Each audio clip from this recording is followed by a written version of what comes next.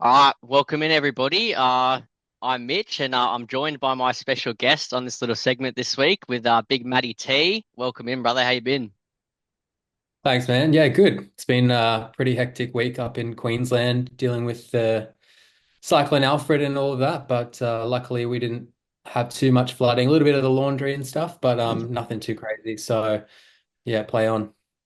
Sweet as, brother. It's really good to have you on. As you guys all know, Jamie's given me the reins on a Monday evening after lockout to kind of go through my team and debunk where my head's at and kind of just talk footy and fantasy and maybe do things a little bit differently to him and Scoop and these other fellas here. So I've got Big Matty T on with me tonight, and we're just going to go through my team. Then we're going to go through his team a little bit, and then just go through from there. We've got some questions for one another, just to see where each other's heads at when it comes to the direction of our teams and where we're headed. So we'll probably start off with my team and Matty.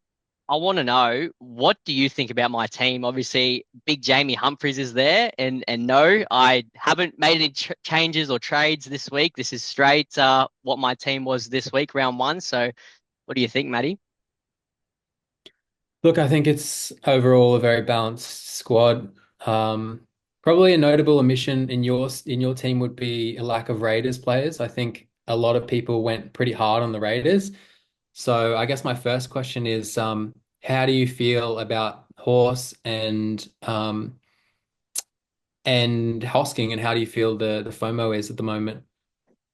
Yeah, with Hosking, I'm completely fine. Horse, we'll touch on in a minute, and that's a different story. But Hosking, look, I didn't take him from round one. Everybody who did, they'd be really, really happy with the score. But I just can't convince myself to go and buy a 65, 70 minute back rower when I know he won't be getting the big minutes. He had a gun score 62, I believe, in final updates, and on the smaller field, had a try assist, a lot of attacking stats. He had a really, really good game. Is that sustainable? Yeah, probably yes, potentially, but I can't really see myself buying a 70-minute back rower. I just, if you started with him, great work. But yeah, I just don't see myself trying to chase that score. If I pick him up this week, I'm not getting that 62. I only get what's coming. So horse is a different story and one that I've been racking my brain around. I went to work all day today thinking, how do I get him in? And I'm not sure I will, and I'm not sure I can without sideways trading, backwards trading, or tearing my team apart. No Tarpane makes it really, really hard and really, really tricky as well because I know he's going to score well. My only avenue to get him, I believe, is sideways trading from James Fisher Harris to Horsburgh or doing a up down with Metcalf and Seyfarth, which I don't like either of those. So at the moment, I'm currently sitting on, I haven't had too much time to play around with, but I'm currently sitting on making no trades this week, which is pretty crazy. But I just don't have a guaranteed way for Horse to come in. I didn't have any injuries, I didn't have any suspensions. I picked Fisher Harris for a reason. The role wasn't there, but I only see upside with that. He scored 51 in 46 minutes. So, again, similar to Hosking on that smaller field, you know, made a lot of tackles, but I just don't see a way I can get him in without tearing my team apart. And it's not something I really want to do. It's a long season. So, you know, I do want him and I'm going to have FOMO if I don't end up picking him up. And I'm going to be watching behind the couch with my hands covering my eyes because I know every other person's going to own him. So, but yeah, I think that's a good point.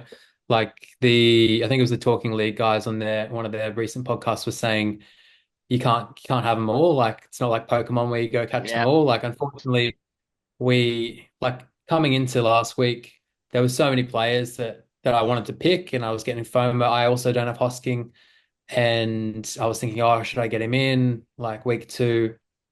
But there's just a lot of good picks, and I think this year more than last year, there's a lot of good cheap picks. Last year, I feel like we had so many duds, and there was just as soon as lockout lifted, we needed to make like six trades, and we only had two trades, and then we were having the likes of Cleary and Haas get injured early, so it was pretty chaotic. Whereas this year, so far, fingers crossed, we haven't had too much chaos after round one.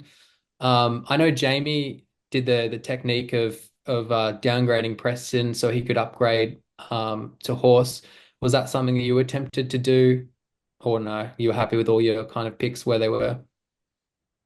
Well, no, only because I had already done that throughout the week. So as you guys can see, I do have Jamie Humphries, and like I said before, I had him from round one. He was a gut feel pick, and a massive shout out to Jamie on that one.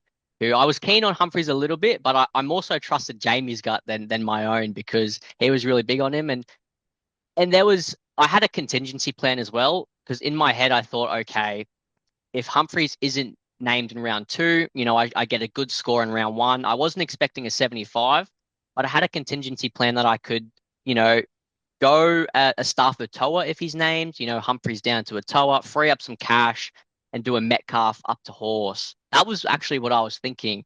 And then Humphreys came out and killed it with a 75, 1,000 kick meters. And yeah, I don't have to make that trade this week. I got the 50K price rise. Don't have to use a trade for him at the moment. So it's really put me in a good stead that this is my current side. So I was on Munster the entire preseason, as you know. Every draft I'd sent you and Jamie, and every draft I had Cameron Munster.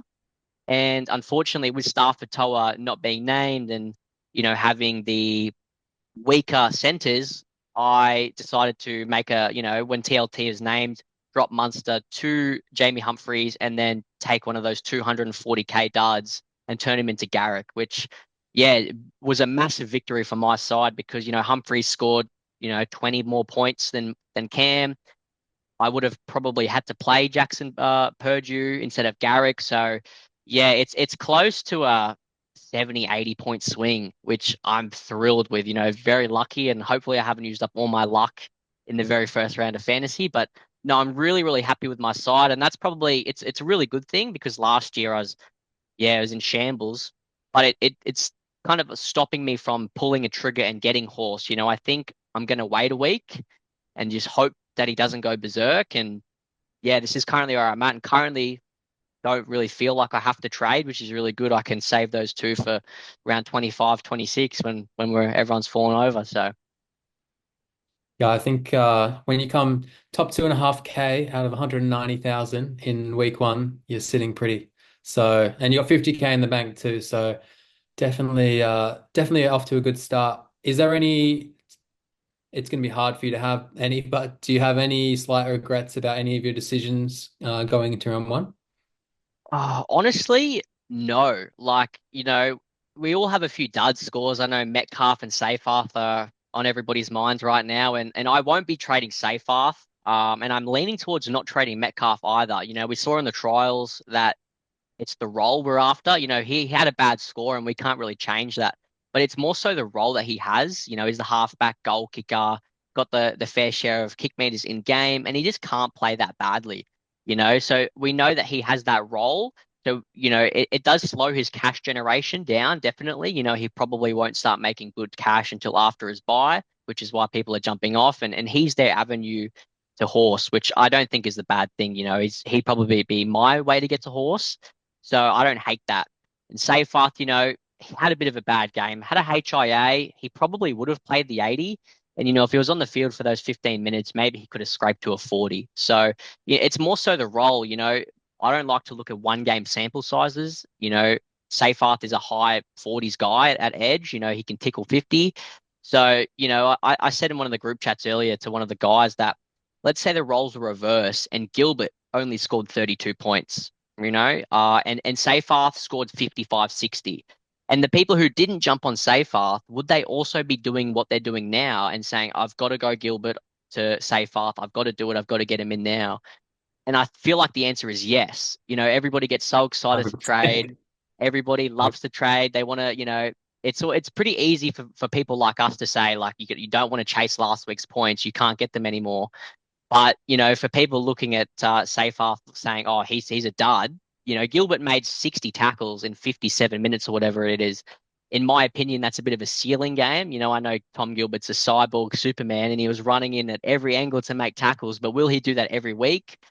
I'd lean to no. I think the ball was in play for 15 minutes straight in that game. That's why Mr. Humphries has so many kick meters, and Gilbert was on the field for 36 minutes straight. So that's why he had the chance to make 37 tackles in the first half. A lot of people won't look at it like that. I still think Gilbert's a fantastic buy, but is Seyfarth to Gilbert or Seyfarth to Horse? Is that trade worth it?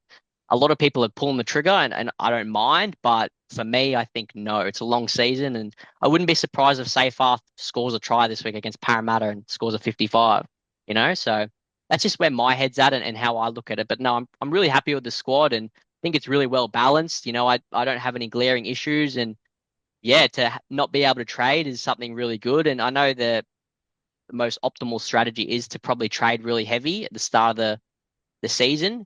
But the only two people who are worth it, in my opinion, so far before we see TLT is Jamie Humphries if he's named and Corey Horsburgh. Everybody else you can wait and see and, suss it out and see what their role is. We picked these guys for a reason, so you don't really want to look at the one game sample sizes too much when Seyfarth is, for example, known as a really high 40s guy. So it's just the way I look at things, though. Everybody's different and trading is pretty fun. So, Yeah, just on that with Seyfarth and Gilbert, because I think this is a big one this week.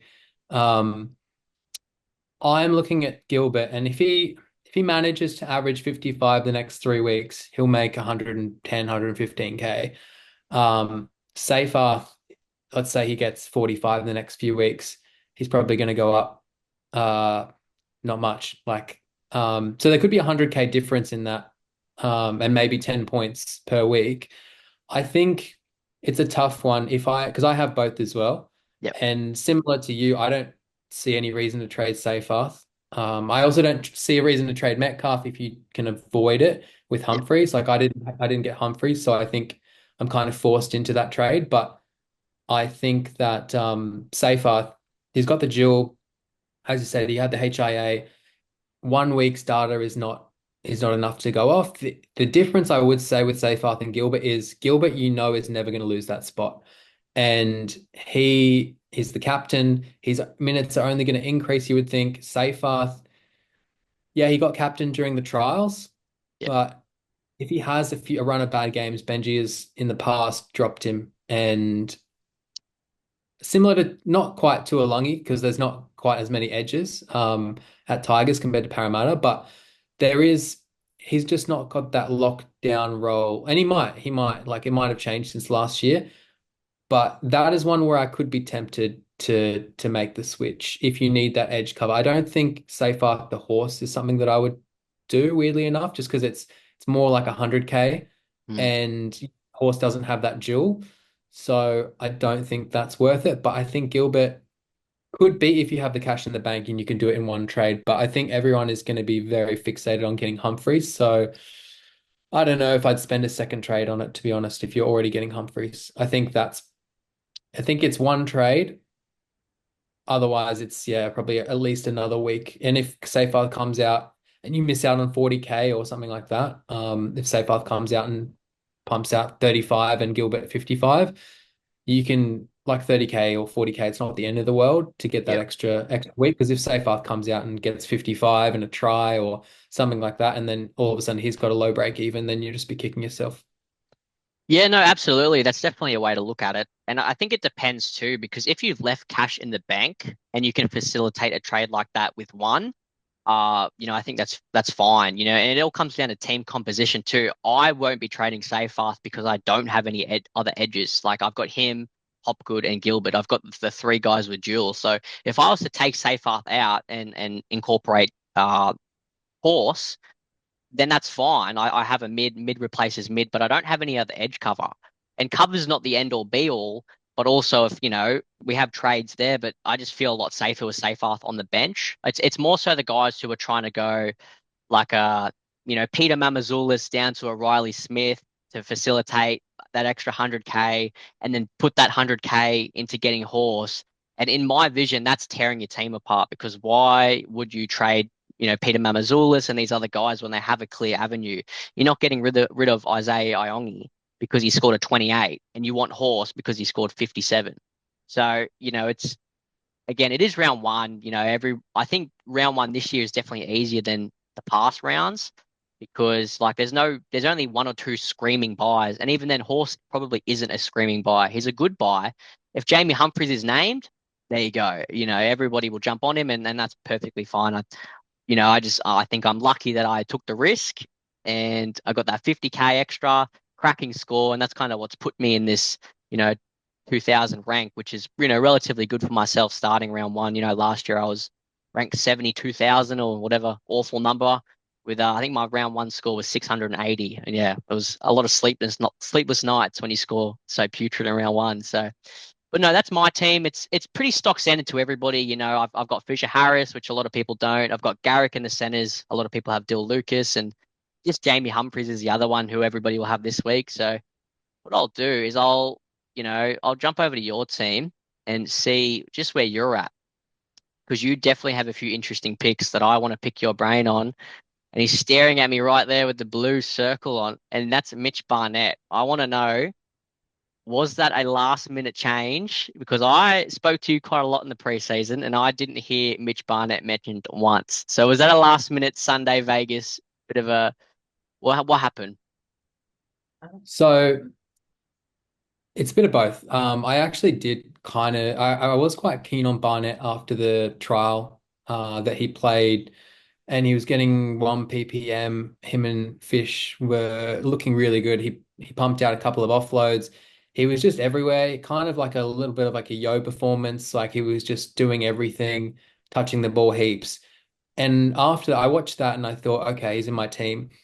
And this was kind of a few weeks before we had to lock everything in because obviously the Warriors had I think they had their trial with everyone fit the first trial maybe, and then the second trial they Yep. just had um yeah, more of a reserve grade side. So he was in my team at that point, and then eventually the Fish narrative caught on, and I changed him down to Fish. And so then I had him sitting at Fish for quite a while, that spot. And then when the team list came out, I moved it to Horse. So it wasn't a complete out of the box thing. I was quite keen on Barnett, but then when we found out he was moved to lock that hour before kickoff, yeah, it was a bit of a panic buy in a way, just because I was looking at the Yo spot in my team actually, which Yo came back into my team, and this is, I guess, like even you know people that have done really well in fantasy in the past, we still have that last minute desire to change our team that we will often regret it. So I changed Yo to Barnett in that hour before kickoff because I was like, oh, I was buying the whole Yo isn't value narrative. Yep. And I know there's a few podcasters that were spruiking that narrative. And to be fair, they were right. If you went with Haas, you definitely won this week. Long term, we'll see. But I kept coming back to having enough money to have Yo with all the cheap cash cows and stuff. So I kept putting him back in, but I wasn't 100% set. So when I had that hour before kickoff news, I was like, oh, okay, maybe I can use that money elsewhere in my team. And I had Hopgood sitting in my team at that point. Um, and so anyway, I changed Yoda Barnett. And then in the 2 hour gap between the two games, while the women's game was playing, I was like, what have I done? I've had Yo in like most of the preseason, and I've just taken him out on a whim. And then eventually I was just like, I don't really have anywhere to spend this 200K that I really want to spend it. Like I don't. So anyway, I ended up moving Hopgood back to Yo and then just accepting that I would have Hopgood instead. I did have Yo captain too, right up until lockout. So that was unfortunate. It ended up not being too much of a difference though, to be fair. But I was so glad that I got Yo back in, especially after he scored that try. It was yeah, if I didn't have him in, I think it would just would have ruined my day doing that last minute Yeah. change. And I think that's a big lesson is like doing last minute changes, whether it's this week coming up. A lot of the time I'm tempted, and I know a lot of people are the first game of the week, like Thursday night or whatever. You're sitting there and you've got no players playing, or you've got one player playing and everyone owns him. And so you're Mm, just like, oh, what if I got in an extra player for tonight? And I think I often get that temptation where I just like, I know I'm going to be home, I know I'm going to be watching the game.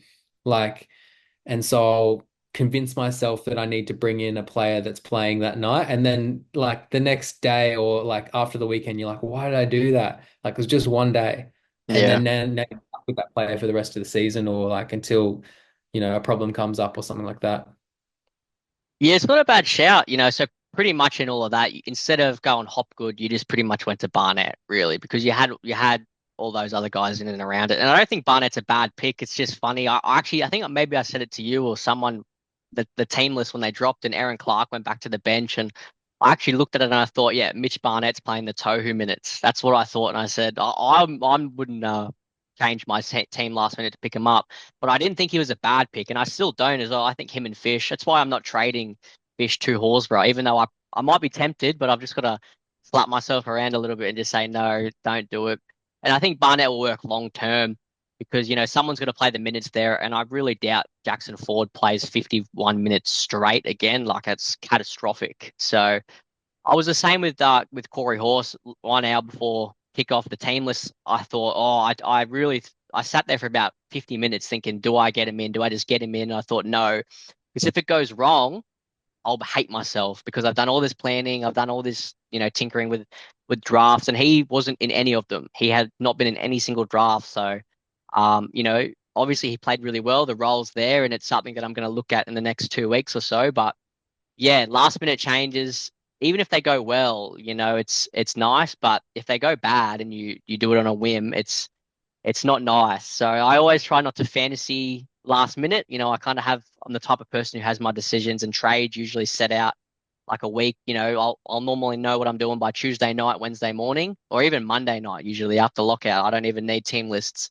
most of the time to know what I'm doing. So no, I think your side's really good. It's really well balanced. You've got Corey Hawes already. Dill Lucas, I know, is pretty controversial for a lot of people. He's in a lot of teams, like pretty much 20% of teams, and I like the strategy of putting him in the centers. You've got him already, but he's your long-term gun center. So, talk me through that. Were you always on Dill? Like I know Jamie's got him and a few other people have him, but you're actually playing him in the edge as well. You don't have him shoved down in the centers just yet. Yeah, so I think I've always had him. I locked him in pretty early, to be honest. I played with him out of the side very briefly, and he always came back in to all my drafts. And he was in the center spot in pretty much every single draft I ever did.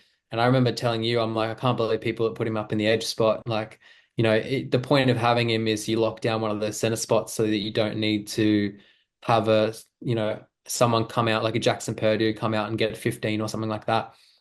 Yeah. Um, but how it ended up working out was kind of last minute before the Roosters game. I remember I was messaging you as well because when the Watson news came out that there was going to be another hooker on the bench, and Oh we yeah. had Riley Smith coming into the Eels side. After the trials, I quite liked the look of him, and I thought at base price, he could be a fun little pickup that can just slowly chug away. I wasn't expecting him to get 55 minutes first Mm, game. That's been really good. But I figured I could just run the cheapy hookers, the Marmazelis and Smith back up, and because Marmazelis doesn't have a bye coming up soon. And then I thought, look, instead of Watson, I can go and get another gun, whether it's Hopgood, Ponga, Munster, Grant. I was looking at it, all those four guys, mm, and even looking at the option of doing like two mid-rangers like a Marju and a Brimson or a Marju and then upgrading Gilbert to Hopgood or something like that. So I was playing quite a lot once the team list came out, and I ended up landing on Ponga just because I figured the wing fullback is just it's a position where there's not a lot of like really top tier guys. yep. You've got Campbell and Ponga, and then you've got Turbo Walsh. It didn't feel like at the time that the Turbo Walshes would have that consistency. So, and they might this year, and the Keenies and Drinkwaters they might, but I feel like Ponga and JC are just such easy watches. They just accumulate points over a variety of categories, and I just feel like I really got keen on Campbell about halfway through the preseason, and then I didn't really take him out of my side after that. And Ponga was a tough one because I knew that he was so highly owned, and it would be such a tough watch not getting him. So even though I had Lucas, I decided Ponga was going to come into my side, and then once I made that decision, Mark Nawonga Nidawase, I'm going to go with. Yep. He I was choosing between him, Shibasaki, and Humphreys for that last spot. Yeah, And I I do remember remember. yeah, I was like, oh, what do you reckon about Humphreys? So I didn't see that trial. And so I was just like, oh, do you reckon he's going to hold the spot? And you were just kind of like, oh, I'm not sure. And it was kind of another one where it was like, I know that Jamie, watches every single trial and he like he's right in depth in the preseason. So if he was going with him, I was pretty tempted.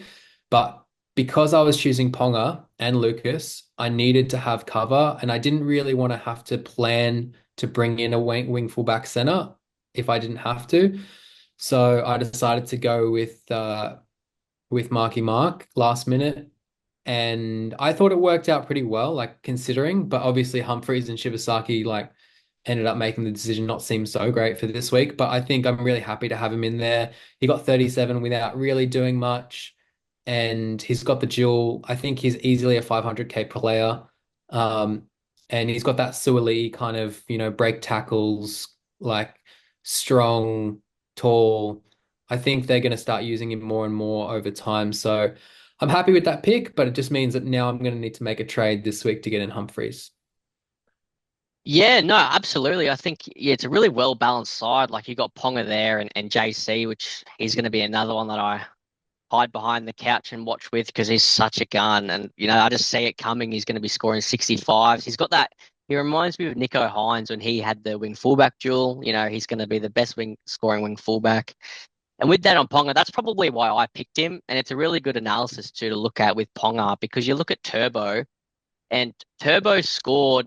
He had like two try assists. He was untouchable. He had like five tackle breaks, 200 meters. Like he looked like he was the best player on the field by a country mile, and he could not be. Yeah, he was easily the best player on the field, and he scored 56 points. It's that Reece Walsh effect. Whereas Kalen Ponga, who had a pretty bog average game, to be fair, like he was fine. He didn't do anything crazy. He had like four or five errors and he comes out with a 62, which is just crazy. It's just insane, and it's kind of going to be what Jaden Campbell does as well, just with what he does. Kalen Ponga, I think he had 150 kick meters, so he's kind of playing as a fullback and a 5'8". Fletcher Sharp didn't kick the ball once, I believe. So I think Ponga and JC are going to be the top two wing fullbacks, and then your third will be whoever else you want to throw in there, maybe a Latrell, a Teddy, whoever we get our hands on. And that's sort of why I went with Garrick as well. Garrick was in my preseason thoughts for a lot of it. I had Ponga and Garrick in a few of them, but it's just with the base that Garrick comes. I couldn't quite afford Dill Lucas. And with Garrick, he kind of solves my wing fullback problems as well. He's got the dual, really handy. And Manly look like they're in for a massive season. I see him finishing that fourth, fifth, sixth, one of those positions. And they have a really cruisy first 5 or 6 games. They played most of them at Brookvale Oval. So yeah, Garrick's just got that really nice floor. He was running decoys for every single play, pretty much down Manly's right hand side. The ball was either going to Olakawatu or Saab, and Garrick was running the decoy, and it was doing my head in. But at least I knew he was kicking goals. He had 7 or 8 goals, which yeah, I'm very happy with that decision. Even if Garrett came out and scored 30 points, I would have been happy. It's a very long-term play, similar to what people are doing with Dill Lucas. So I'm really, really happy with it. And yeah, I think your side's really good, mate. Yeah, you don't really need to make any crazy decisions. You've got Mark Nwangani Tawaze, who he's definitely in for a couple of big games. I don't think it'll be this week against Penrith. Pretty scary, even him and Rob Toyer. But yeah, I really like his game. Very fantasy relevant. And anytime he got the ball, he was tackle breaking. He loves a trash offload, which we love those +4 offloads. It's really fun to watch when your players do nothing and they score 6 points because they throw some trash offloads. So yeah, pretty well balanced. You'll definitely have to probably try and get Humphreys in, but yeah, Metcalf down or however you want to do it is relatively pretty easy. So makes you an easy decision this week, and maybe you'll even get to bank a trade. So. No, I like it, mate. Score 892, 19,000. Very, very solid. It's exactly where you want to be. Not much different to me with 941 and, 2,500 overall rank. The only difference is probably a Jamie Humphreys. So, Yeah, I'm yeah. pretty happy. Like obviously I had JC out last week. So, that's like my point of difference, my one point of difference player really is JC. So when he hopefully comes out this week and scores a 60, then that should ship me up the ranks a little bit. Because I think the one issue that I had, like if you go back to my team, everyone did pretty well in my team. But I still came 20,000 odd. So it was one of those things where when I saw other scores, I was like, oh, where am I losing all these points to? Because it felt like Seyfarth, sure, Metcalf, sure, but like everyone owns them. Like all the serious Yeah. coaches kind of own those guys. So looking over the team, I can't see too many like glaring issues why I'm 50 points below you. Besides, obviously, JC, I've got a lot of money just tied up there that wasn't doing anything last week. So hopefully, putting that money to use this week will be good for my side. But yeah, overall, I'm happy with all my decisions. I don't have like even like the Barnett decision. It's one that I was always happy to just reassess game week 5. And I think that's when someone has an early buy, like round 4 or 5, you can take a bit of a flyer on guys that you might be a bit 50-50 on because there's always the easy exit route in that buy round. And I know we shouldn't be trading keepers, but one trade is better than two. And if you start with them and you're trading them out in a buy round, I don't really have a problem with that if you're needing to reassess. But last year, I think fell into the trap of making trading, like having no one to trade out and then trading out keepers. Like McInnes, week 2, trading him out was a big mistake. So I think sit tight and anyone that you've got that's a keeper that has the same role, you should just not be trading them. And Humphreys is the only guy that I would trade to with the crazy negative break even that I would really chase because everyone else, um, you're just going to get so much more information in another week. Like, yeah, you can see he's just going to make so much money so quick. So I feel like you have to kind of jump on him. And Metcalf isn't a guy that I could just bring back in round 6 after his buy because let's say he gets a 38 this week, hits his break even, then he gets another like 45, 35. Like I feel like by round 6, he's probably going to be maybe 450K or something like that. And then by that point, Humphreys might be 600K or 550. So you've made that 150K. So I don't mind jumping back there because I think he will make another 100. I think he will still finish up around 550, 600 if he holds a spot and looks good. Obviously, between now and then, he has to show us something, and he can't have had like a breakout game where he's cooked his break even. But I'm not opposed to going back there if the conditions are right after his buy. Yeah, absolutely. What I want to touch on too with Metcalf as well is I think it's pretty inevitable that Tanner Boyd will end up as the Warriors 7, whether or not it's round 3, whether or not it's after their bye, whether or not it's round 10. I think Tanner Boyd will be their halfback. And when that happens, we probably will be aborting Metcalf. So I don't hate the idea. I am pretty, like I said earlier, if he is the avenue for people to go to Corey Horsburgh, if they've got 160K or whatever the number is and they're keen on it, I like it. It's just me personally, I don't have that. So, Metcalf, I picked him for a reason. He played really poor last week. The role's there. If he comes out against Manly and gets a 43, then I'm happy. It's fine. So, yeah, I like it. I just think it is inevitable, and I think people should also think about that with the Tanner Boyd situation, is that when he is the halfback, Metcalf is no longer a fantasy option, in my opinion. And he will need to be traded out because, I think he averaged like mid to high 30s or whatever the number was in at 6 last year. And that's fine. But why we picked Metcalf was because he was going to be the more dominant kicker, the 7. He was going to play that Tanner Boyd role. So if Tanner's there, even at 6, he's not an option anymore and he will be a trade. So yeah, jumping ship early, I don't mind it. If I didn't have Humphreys, I would 100% do the exact same trade. So I'm just in the position where I already have Humphreys. I already have the guy that everybody's jumping on. So everybody has that easy decision, whereas I don't have that. So I don't really see a point in doing anything differently. If I didn't have Humphreys, yeah, he'd already be in my side now before this video.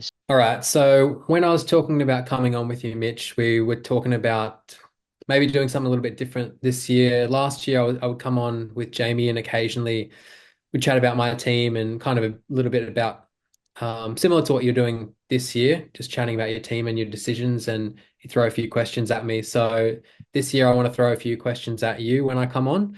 So I thought this year we'd do a little bit of a player comparison. So when I come on every now and then, I can throw some players at you, and then you can tell me which one you would be more likely to take. Now, if there's a Storm player in there, because I have thrown some Storm players, just think about if you were buying them next week. But for everyone else, just as if you were buying them this week, who would you take? Cool. Now, before I start, I do want to say buy players. I just want to touch on buy players. So if there's a buy player, say they have a buy in round 4 or 5, like what's the how many games do you want before their buy for you to pick them up? Like, are you looking at if they have a round 6 buy, you wouldn't blink an eye picking them up? Like, what's the threshold for you? So, oh, that's a great question, actually. So, well, Dragons around 3, Newcastle around 4, and Warriors around 5. So, they're the only people and teams that I'm currently looking at. So, round 6, I couldn't even tell you who play and have a bye round 6. Like, I actually don't know. And that's how much effort I put into buy planning. I think it might be Cowboys or Manly or Para, someone, I don't know, whoever, whatever team it is. So, I wouldn't buy any Newcastle and Warriors players. But that team who plays round 6, that bye, I have no qualms about doing that at all. And that's just because I don't look too heavily into the buys. Every team has 3 of them. There's going to be weeks where you don't have your players. You didn't have Campbell last week. I had no Titans. So you were at a disadvantage, right? I've got 2 Warriors players in Fish and Metcalf. If they survive that long, that's a different story. But I'm not too worried about the buys. If there's a player who has tremendous value, let's say Jamie Humphries had a buy in round 5, but we, could have got him for round 2, 3, and 4. You're getting 3 weeks, these mid 40 scores, you're going to make your 150K. So I don't like I don't like to have the buys impact my decision too much. Obviously they do come into it, but yeah, I wouldn't look at big buying Dylan Lucas now. We know what Dylan Lucas is, for an example. He has a buy in round 4. We knew before he played what he was. We knew he was going to be a 50s guy, mid 50s guy. He has the center duel. So if you wanted him, you would have bought him. Someone like Fisher Harris is a little different. If he comes out this week, plays 60 minutes, plays 60 minutes next week, okay, he's had a role change. We can look at that and go, okay, he's a jet. We can buy him after the buy because you're not going to buy him a week before his buy, if that makes sense. So they've made it very easy this year too with the major and minor buy changes as well. So I don't like to look at it too heavily, but I know a few people do. So, if you've got 2 Knights players, should you be a little worried come round 4? Potentially. I mean, you're going to have 1 point, however much million sitting on the sideline. So, yeah, it's food for thought. But to me personally, it doesn't impact me too much. Okay, I agree. I think if you're picking up a player this week or next week, they can't have a buy in the next 3 rounds. Like from when you get them, they can't have a buy within 3 rounds. I think that's just too much. I think 4 is pushing it. Depends on the player. Like if they're a cash cow, you can do it. If they're a gun, I probably wouldn't because they're not probably going to change in price a whole lot between now and after their buy. So that's good to know because I have seen quite a few people talking up the likes of KPP, the likes of Sharp, pe players like that have a buy in a couple of rounds, and I was just curious to see what you thought about that. And also, I guess, what do you think about if a player? So obviously, round 2, we're all good picking up Origin players, but at what round would you stop picking up Origin guns? Do you think? Yeah, that's another cracking question, Matty. Like, you've really caught me off surprise. It caught me off guard here. So I think this year is different because of the minor buy round change. Um, we don't need to trade so heavily with these Origin guys. I've got Isaiah Yo, who I plan on holding all year. Cleary, if he's not injured and still playing, then I probably also hold all year. So Connor Watson is definitely different. I think in the buy period, he misses like 7 of the 10 games or whatever it is. So obviously he has to go. But because we only have to field 13 in rounds 13, 16, and 19, it makes it really easy to afford to hold these guys. So it's a hard question because this year's definitely different. I remember last year I picked up Cleary and Reece Walsh in like round 10. And I looked at both draws. I looked at, Reece Walsh was kicking goals at the time. I thought, will he have enough runway to score big for the next 5 weeks? And will I be able to hold him over the origin period, or could I maneuver that origin period and bank on getting big scores now and kind of have the points even out in a sense? And Cleary obviously like redid his hamstring or something, so that was dud. But Reece Walsh was an origin player who I knew I was picking up.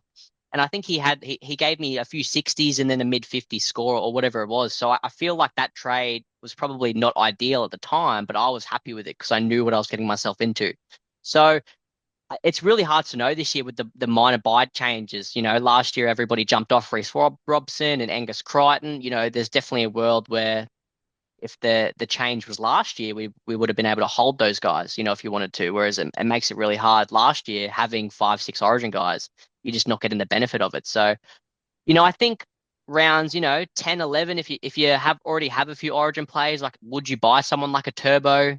His team already has a few of his buys throughout that middle period. So yeah, it's a great question, and I think we won't know until we face it head on. It's round one, round two, so we've got so much carnage coming up. This week looks pretty cruisy, but next week half our side could fall over. So yeah, you don't like to look at it too much, but you do have to keep it in the back of your mind, though, definitely. Okay, yeah, it is early days. I just wanted to touch on it to get people thinking, like, Yeah. because you do see questions where people are like, should I bring in an Origin player this early? And they're talking about it, and it's like, guys, we've got months until Yeah. Origin, so there's Yeah. plenty of time for other players to break down and injuries and suspensions and stuff. I think for me personally, if you've got more than a month runway, like yeah, when you start getting close to that month, 6 weeks, you might start you have to have your buy planner out and you have to like look at, okay, how does this player fit with my overall structure? So I think it is a team by team dependency. And if, for example, in wing fullback, you want Ponga because he's scoring 80 points per week and no other wing fullback is scoring over 50 for whatever reason during that time period, you're like, cool, I'm just going to get him in, even if he is going to play Origin on or whatever.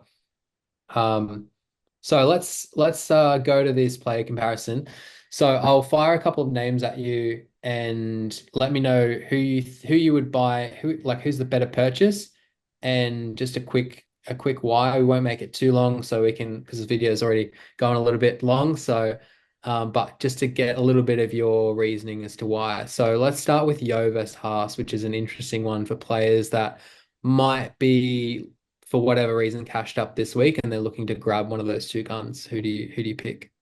Oh, that's a really tricky question because I feel like the answer is neither in a sense because, you know, heading into round one before these games, we both knew what these guys were. We both knew what they would score, what they was, I think the question's being asked because Haas went nuclear, but that was always in his range of outcomes. He has these games in him where he bullies side, sorry. And he always does it, round one, two, three, he's in the middle of Ramadan, and he always goes nuclear during these opening rounds. But we already knew that heading into uh round one. Everybody had the chance to pick an Isaiah Yo. Everybody had the chance to pick a Payne Haas, and they either did or they didn't. Some people went Hopgood.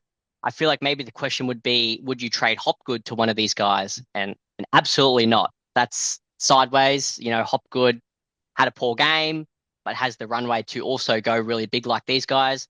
And I wouldn't be surprised if Payne Haas comes back down to earth with a 60 in 60 minutes, and that's what you're paying for. So if you would have picked these guys, you would have picked them for a reason. And if you didn't, you knew this was coming. And Isaiah Yo is a 60 guy. He's a 65 guy. That's why we picked him. So I'd lean to neither. So that's probably a bit of a spanner because I wouldn't buy any of them. All right, I'd be lying if I didn't at least look at Campbell to Brimson and then having money in the bank that I could upgrade like a safer to House this week. But I decided against it because I really wanted JC. But all right, so neither. If you had to pick one though, like If let's I had say to pick Gundy. one, I'm a diehard Broncos fan, so I'd go Payne Haas. But you should have started with them if you want these guys. It's round two. So, are you really breaking your team apart to get these big dogs in when you could have just started with them? I've got Yo, I don't have Haas. I'm a diehard Broncos fan, but I'm more than happy with my Yo purchase, and he scored 68. So it doesn't matter how we got there. He's probably going to come out and score something similar, give or take 3 to 5 points, and that's why I bought him. So, yeah. Okay. I'm guessing a similar answer for you don't have enough money to quite get there, but you've got AFB versus Carrigan. Same answer, or do you think Carrigan has shown you a bit more in AFB because they are in new roles or new teams, so there's a little bit different there going in from last week to now. Yeah, well, Carrigan, you scored 63, and AFB, I know, scored big, also the same price pretty much with a try. So, you knew what Adden was heading into the game, and Paddy Carrigan, pretty similar to the last two guys, he's already priced really, really high as well. So, if you wanted these guys before or you already saw value, you would have jumped on them heading into round one. If you thought Paddy Carrigan was a few points undervalued, why didn't you pick him? Like he would have been a good pick if that was your mindset, but you've seen him score 60s. He played 67 minutes. Payne has played 49. Is that something repeatable? I don't think so. So AFB scored a try. Do you think he's going to score 15 tries this season and average that high? I don't. So, if with these upper guys, it's like, okay, what's changed in round one? What have you seen other than a really big score that is really pushing you towards these guys in these certain in these price brackets? We haven't seen a role change like a Corey Horsburgh, if that makes sense. So again, I'd probably lean neither, but if I had to pick one, and if I had to, I'd probably go Paddy Carrigan, but I'd lean to neither. Okay, no, that's good to know. I mean, I'm just looking at AFB scored a try and one in every three games for the Warriors, and now he's playing for a better team. So I know that there's going to be some Sharkies fans that are tempted to go there.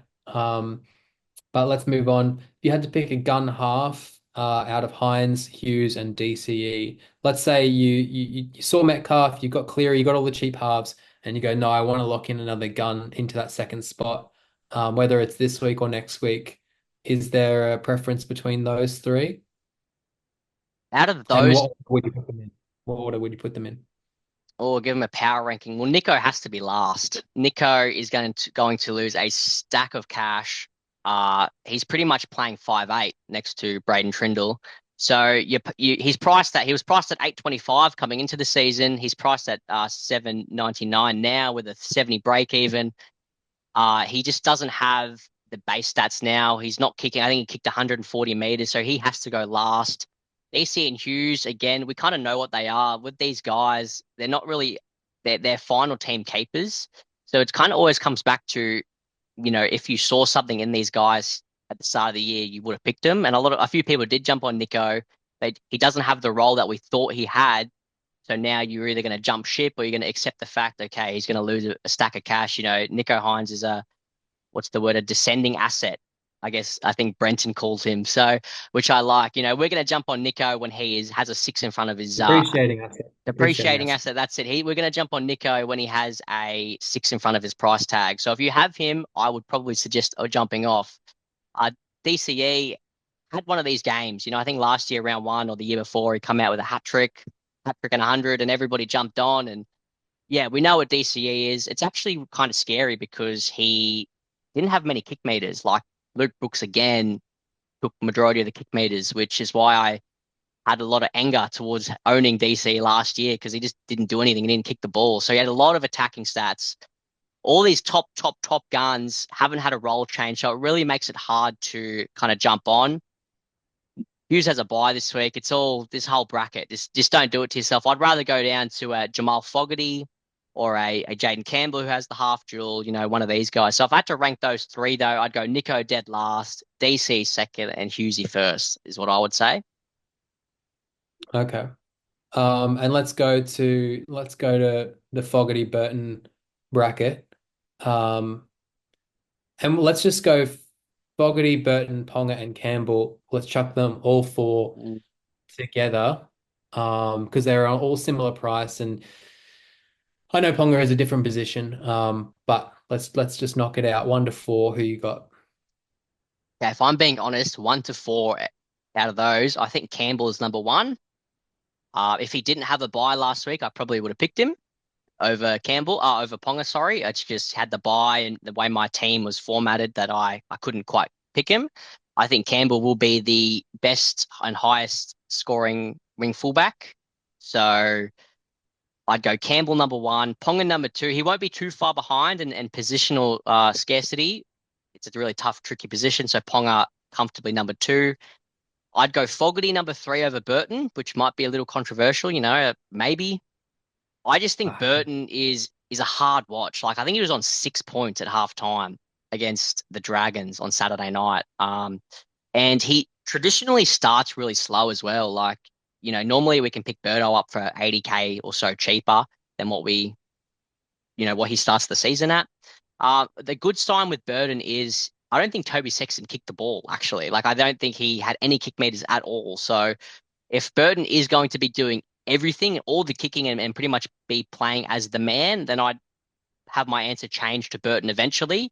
But I like Fogarty. I like Fogarty as that 55 guy. I think he'll average 55, a little bit undervalued. It's just we have so many halves, but I comfortably put Fogarty over Burton for now, but that could definitely change.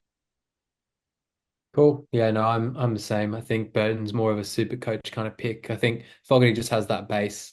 And I agree with your 1 to 4 there. Let's go into the edge. So I've got 6 kind of relevant players here. So I'd like you to rank them from 1 to 6. So we've got Hopgood and Barnett, the two jewels.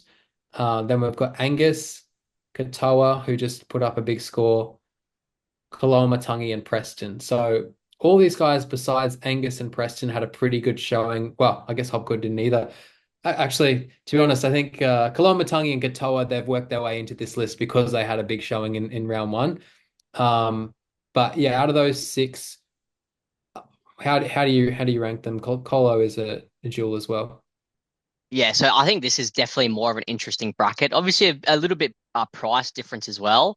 But with these guys, I look at the role and what we actually saw. It's round one. It's like I've said in this video a few times. We don't want to look at one game sample sizes. So Kaloa Matangi scored 63, pretty much bullied a poor young Dolphins side. Um, so I look at the role and I look at Hopgood playing 72 minutes, which his team got pumped by 50. So it was never going to be a good outcome. You put anybody in a position like that, it's going to look pretty dire. He runs away with a 47, but he played 72 minutes. So obviously Matto will come back into the side, Sean Lane and some other guys. But yeah, it's not a world beating forward pack. So I comfortably put Hopgood at number one. If he's going to be playing 72 minutes or 65 and whatever it is, he's my number one. Preston playing the 80, I like as well. A bit of a base game for him. Like I said, one game sample size. He looked he was untouchable in the trial. That trial against my Broncos, it's probably the best trial performance fantasy wise and stat wise out of everybody so far. So I put him at number two. Uh Barnett, Angus, Katoa, and Kaloamatangi. Oh, I'd probably put Katoa last just because we know what he is. He's going to hover around this price the whole season. Scored a lot of tries last year. I think he probably was one of the 2,000 people who scored a try against Eels the other day. So he's going to hover around the same price. Five. So Barnett, I go Koloamatangi number five at edge. His average is bumped up from when he was killing it at lock last year. He won't be playing lock this year. Bennett has told him he's an edge. He's an edge. So he's going to have these boom games, but he could easily score 30 points this week. I go Oh, I just Katoa. thought, sorry, Olakau'atu as well, just to throw in the mix Oh, just to because throw Ola in. I actually don't mind Olakau'atu, actually. Um, I'd go Katoa. Uh, who's that? I'd go Katoa. Actually, go Koloamatangi. I'd go Katoa. I'd go Angus. I'd go Angus next, and that might be a little bit controversial as well. But he's just in a rubbish side. Like he's just again, he could have a really big turnaround because of the way he scores his points. I think against the Broncos, he had 2 or 3 offloads that became errors. So if those offloads actually connect, we're looking at like a 12 to 14 point swing in a sense. Like he threw a lot of dud offloads, which again, it's a pretty dud play in rugby league and in the real world, but in fantasy, it's a gold mine. So he's just in a dud side. He's not going to get any good ball off Sandon Smith and Chad Townsend. So I'd go him next. Barnett, I'd go Olakau'atu then. He's pretty similar to the other guys that we have already said. We know what his role is. He bullied the Sharks side. If you wanted Ola Kawatu, you would have taken him from the start. He's going to average around 52, 53, a bit less. I'd go Barnett after that, who I think is in for another big year. Someone's going to play the minutes, and I think Andrew Webster will know that. He made a mistake with his bench rotation. He won't do it again. And then I go Preston Hopgood. So hopefully that makes sense. Maybe I'll say it out one more time. I'd go Hopgood, Preston, Barnett, Olakawatu, Keon, and then Katoa. Okay, interesting. Yeah, I probably wouldn't put Preston that high in my rankings just because he did. Did he move to center during that game when Crichton went off? No, he didn't move to center. He's just playing on the right side next to Toby Sexton. So it's a bit like Newcastle and Dylan Lucas, where Dylan Lucas and that left side knew he got all the ball, and Preston was catching a cold out there. He got no ball. So I think when Bulldogs realize that he's like one of their best players, they're going to start feeding him more. So I think he scored 42, whatever the number is. I think that's again a real base game. It's the role that we were after. If I could have fit Hopgood and Preston in, I would have 100%. And seeing him get 80 minutes, if he comes out this week and gets 80 with Curran back on the bench, I think Preston's a fantastic buy after, whenever I can manage to fit him in. So that's probably why I have him so high. But I was high on him heading into the season anyway. So that's why people will have varying different opinions because I was pretty keen on him. He could have easily been in my side instead of Hopgood. So Okay. All right, I'll do a couple of rapid fire ones. Just quick answer. Walsh, Turbo. Who you got? Turbo. Turbo. Marju, Brimson. Oh, I'd go. I haven't. Oh, I don't know. That's tough. I'd go Greg the leg. Greg. All right. Yeah, I guess we haven't seen Brimson play just yet, so it's hard to go there straight away. Especially considering, it's a new role for him playing. Well, not completely new role, but him and JC playing together is a new combo. So it'd be Yeah. good to see. He could be the best option by far in a couple of weeks, but I think for now you're right. Marju is probably ahead. I'm sad I didn't get to get Marju because I got Ponga and Lucas, but I think he's a really good pick. Um, all right, Seyfarth versus White. If Oh, you had to I pick it, you had to pick one to hold, let's say. You probably wouldn't bring either in, but if you had one to hold. I would go Seyfarth, and it's not even close. Yeah, Seyfarth is not even close for mine. Cool. All right, good to know. We kind of spoke about that a little bit before, but is that partly down to just White's job security not being super great? Yeah, well, I mean, if he was going to get big minutes and play, I think he had his 10 points of value in the game just gone. But again, like if he was going to get those big minutes that we all expected and hoped for, it would have been round one. I mean, he was going into the game with Nat Butcher was ruled out late. Victor Radley copped the HIA in the first 10 minutes of the game. And their bench, I didn't know anybody. Like I didn't know anybody except Zach Docker Clay pretty much. So if he was going to get big minutes, it would have been that game. But for some reason, he still played his high 40s. So, when Spencer comes back, Victor, Nat Butcher, the minutes were just going to drop. And so I just don't see it. I think if you started with him, happy days, he'll score well this week. But I wouldn't go chasing it because it's not like he played, 55 minutes in a sense. Okay. And would you trade White out if you had to get Humphreys and you've already, let's say you've got to get Tamale as well, or would you not worry about it if you were to go White to Tamale or something like that? I think I would trade White I think Tamale and Humphreys are in a similar boat that if you didn't pick Tamale, you've got to trade someone to him. Like it's just the way it is. And similar to Humphreys if he's named. So I probably would, yeah, trade Nafahu White to them because Seyfarth, in a sense, is a high 40s guy. Like he could tickle 50. Can Nafahu White do that? I don't think so. Obviously, he's a little bit cheaper and you didn't buy him to do that. But if he's the only way to facilitate getting to Marley and Humphreys, who are close to must have, then someone's got to go. So I think I would do it. Yeah. Yeah, cool. All right. Well, I got two more and then we'll wrap it up. So these ones are pretty relevant. So Gilbert and Horse, who you got? Ooh, I would go if I had to bring one in and I didn't own one of them, I would bring in Horsburgh. I think Gilbert had a ceiling game. As much as it was good to watch him while I owned him, is he going to make 60 tackles every week? Absolutely not. Um, like you said earlier, his minutes will definitely increase, and I still think he's a great pick, but I think Horse is a little bit better. Um, so yeah, I'd go Horse, but they're both really good picks. If you can somehow get them both, if you didn't have them, then I would definitely try to do that without tearing your team apart. Yeah, cool. I agree. I think with Tarpany out, I mean, the only difference is the edge duel is quite handy, just because of the like lack of good edges at the moment. Like there's not really there's not a whole lot of good cheap edges this year. Like normally we've got a couple of cheap guys. Like you've got Giuseppe and stuff, but a lot of the Tulungis have just not really worked out. So I do like Gilbert for the duel, but I agree. I think with Tarpany out, you've got to go Horse. And all right, last one. So this is the four of the cheapies. I just want to four of the cheap centers. Rank these guys in order of who you'd be keen to pick up this week. So I've got Shibasaki, Tamale, Marky Mark, and Jack Bird. So Ooh. probably tell where one of them is going to go, but out of those four, who you got top to bottom? So I would go Tamale as a clear number one. I would go Jack Bird as dead last. If you have him in your team, get him out. Uh, Marky Mark and Shibasaki. I'd probably lean towards Shibasaki at number two, which is interesting. And I'd go Mark Nawangani Tawaze at three. I just think Shibasaki will probably make quick fire cash. He's in a better side. I think his position, as risky as it is, I think it's still locked on a lot stronger than Mark's is. Coming up against Penrith, could be out of the side for Billy Smith. Yeah, I think if you have him, you're happy with it.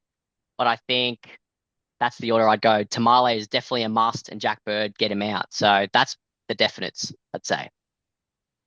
All right. I agree. I think the duel for Mark is probably a factor that you got to. So it depends on how your wing fullbacks are looking. Whether you got enough cover. I know that in your team you've got just Purdu for cover, which is pretty interesting. Yeah, it's definitely not We might end ideal. on that actually. We might end on that. Give us a little bit of insight as to what the plan is there.